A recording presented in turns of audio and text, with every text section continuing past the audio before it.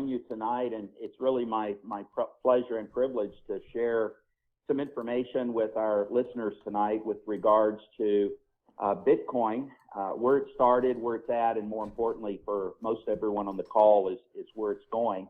We don't have enough time to cover everything that we'd love to cover tonight, but there will be a lot more calls in the future. And as Mark was saying, there's a lot of information out there documenting what Bitcoin is about and obviously why it's gaining in popularity, that it's being adopted around the world. But let me begin by saying, everyone, I need to give you a warning. When I first start talking to people about Bitcoin, most people's eyes glaze over because it's something new and they don't identify with or relate to it. But then as they begin to open their eyes and their ears and begin to comprehend what Bitcoin is really all about and what it truly represents, they get more passionate and they get, well, there's like a mania involved. So I'm warning you, for those of you that are looking or hearing about Bitcoin for the first time and you don't feel like you know a lot or that you know enough, it's not that difficult. It's just something that we have to be open to. And when we start to document things, then obviously that builds our belief and obviously takes away any skepticism that you might have. And the reality is, all of us, including myself, we were in that place. I was skeptical. I had an opportunity to get in Bitcoin way back many years ago. It was introduced in January of 2009. So it's over 8 years now that it's been in the market. Of course, it took many years prior to and a collective body of some of the smartest people in the world to create the algorithm that we know is blockchain that generates the Bitcoin. But the blockchain and its encryption, the mathematical calculations, is what secures, as well as the global network of the world's best and most powerful computers. And we'll get into a little bit more of that. But before I get into some of the technical aspects and the mechanics, I want to talk to you a little bit about the dynamics, just to open up everyone's mind. Hopefully I don't blow your minds, but you know, here's the reality, folks. Most of us on this call have seen in our lifetimes major change, significant change. In our generation, the world has changed more than it has prior to us being born. And we've been a part of that. We've witnessed it. We've seen the introduction of the internet and how it has grown around the world and how it's changed the world we live in.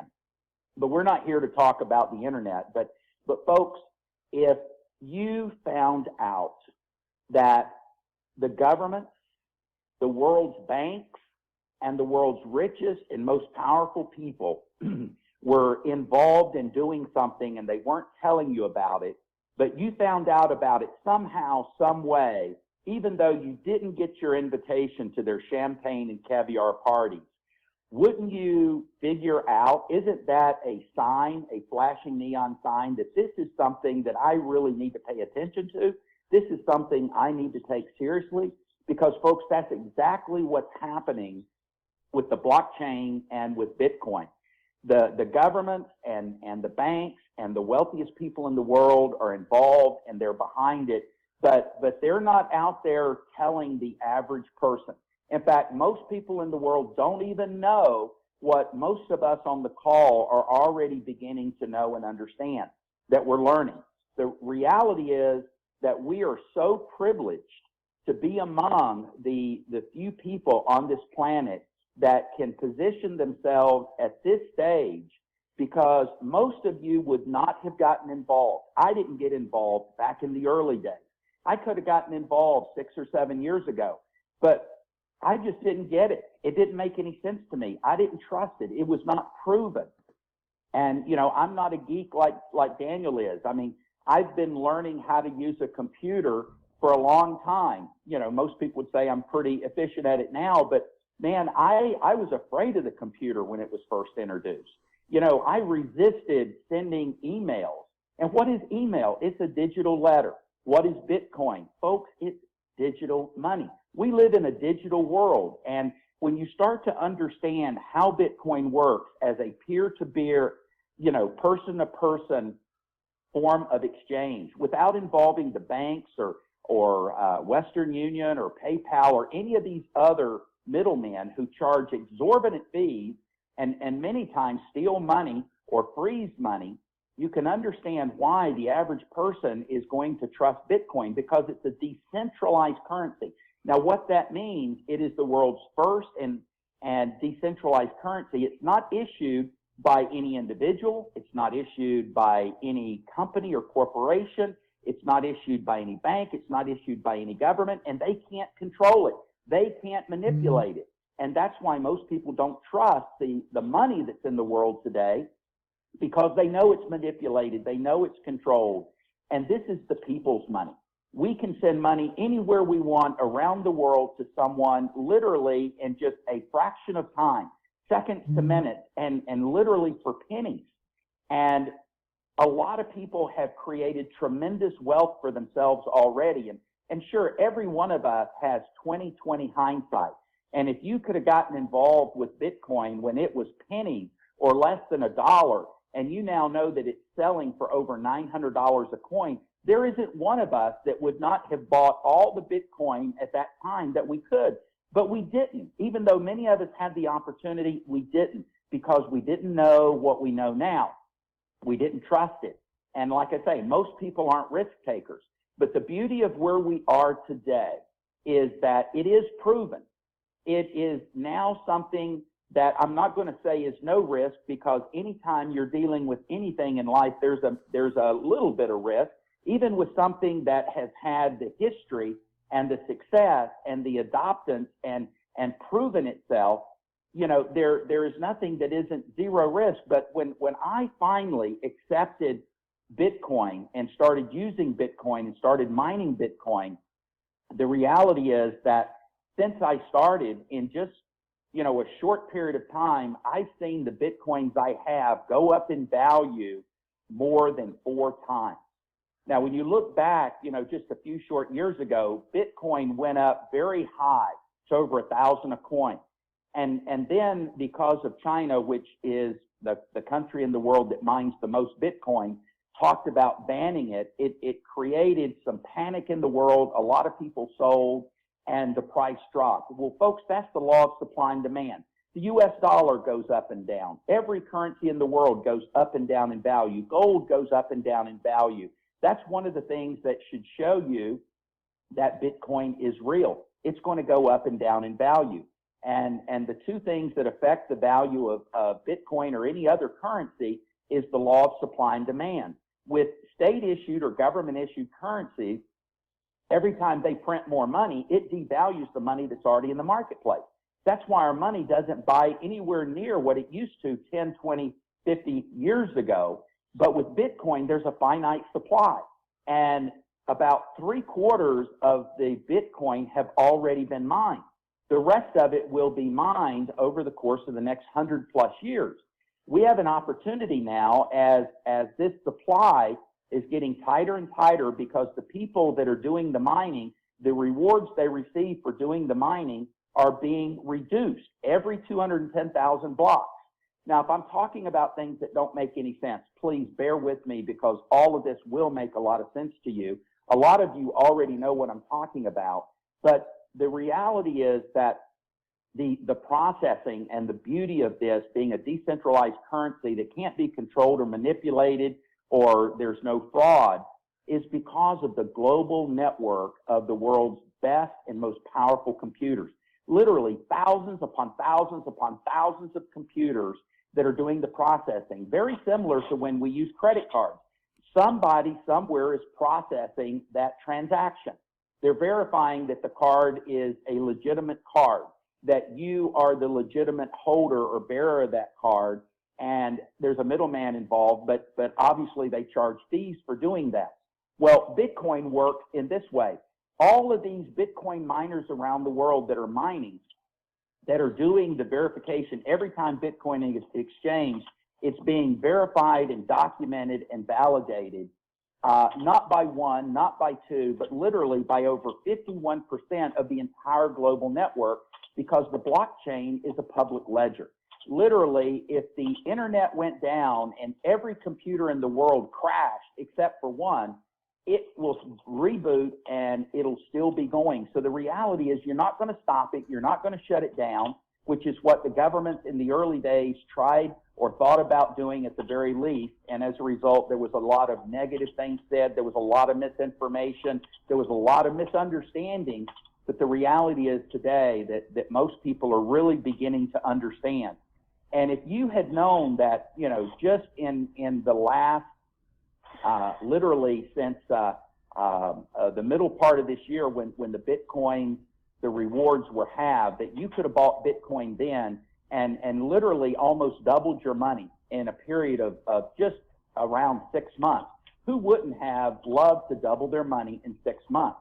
But as I said, the future is bright in terms of the future value. I've been very privileged that since my decision to get involved in the Bitcoin world, that I've met with and spent a lot of time with the world's most trusted and most respected experts in this field.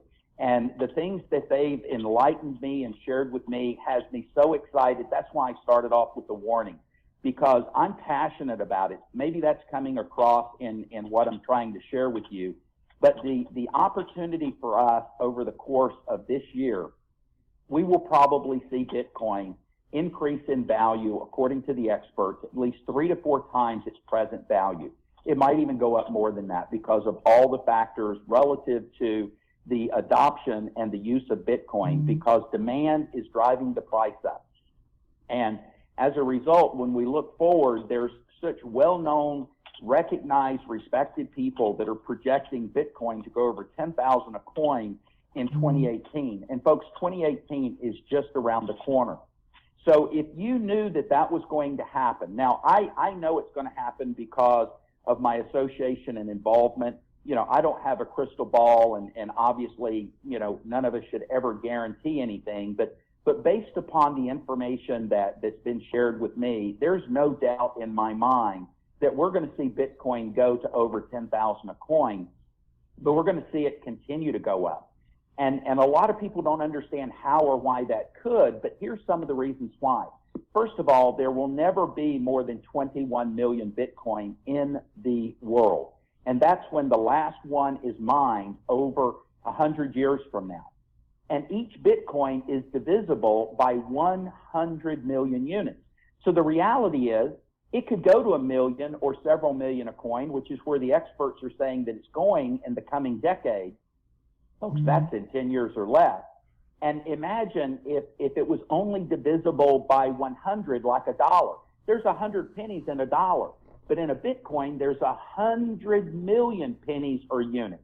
So we're going to be exchanging in the future for goods and services as people around the world are already doing right now, not Bitcoins, but fractions of Bitcoin.